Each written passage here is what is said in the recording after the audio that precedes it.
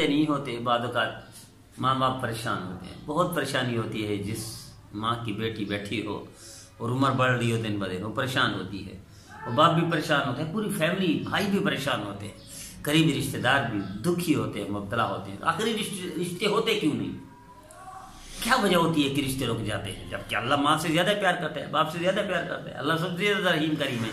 फिर ये माँ बाप के लिए परेशानी क्यों होती है? अल्लाह परेशानी को दूर क्यों नहीं करता? मेरा दीदो, इसी तरह एक शख्स था, उसकी बेटी का रिश्ता नहीं हो रहा था। वो गया किसी अल्लाह वाले के पास, हजरत दुआ फरमाए, मैं बड़ा परेशान हूँ, मेरी बीवी परेशान है, मेरे बच्चे परेशान है, मेरी सारी ख़ानदान मेरा परेशान है, मेरी बच्ची का रिश्ता नहीं हो रहा। अल्लाह वाले ने कहा भैया आप खुद रिश्ता कर लें।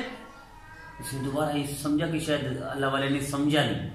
दोबारा कहा हजरत मेरी बेटी है, जवान है, उम्र बढ़ रही है, रिश्ता नहीं हो रहा, दुआ फरमाए रिश्ता हो जाए। तो फरमाया मियाँ आप खुद रिश्ता कर ले। हजरत ये कैसे, अपनी बेटी से रिश्ता कर लूँ? ये तो हराम है, हराम काम मैं कैसे करूँ? मुसलमान और हराम, तो सोच ही नहीं सकता मुसलमान। तो अल्लाह वाले ने कहा मियाँ तुम्हें यह हराम लगता है, बेटी से रिश्ता करना वाकई हराम है, इससे बड़ा हराम सूद है, तो सूद खा रहा है, वो सूद में मुब्तला है। तो वो रोया शख्स, इतना रोया, आंसू बहाए, तौबा की, हजरत मुझे तौबा करवा दें, मैं तौबा करता हूँ, जिंदगी भर सूद नहीं खाऊंगा।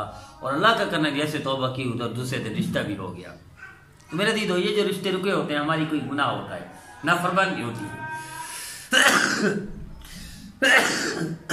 आइए हम तय कर लें, ऐसे साथियों की रहनुमाई करें, उनको बताएं कि मियाँ आपकी बेटी का रिश्ता नहीं हो रहा, तो समझ लो कोई ना कोई गुनाह हो रहा है, कोई नाफरमानी हो रही है। अल्लाह के रसूल की नाफरमानी सस्ती नहीं है, महंगी है। जिस घर में नाफरमानी हो रही होगी वहाँ रिश्ता नहीं होगा, परेशानी होगी। परेशानी दूर करना है तो गुनाहों को छोड़ दें, अल्लाह की फरमाबरदारी में आ जाए, नाफरमानी को खत्म कर दें, अल्लाह सारी दुआएं भी कबूल करेगा, रिश्ते भी हो जाएंगे।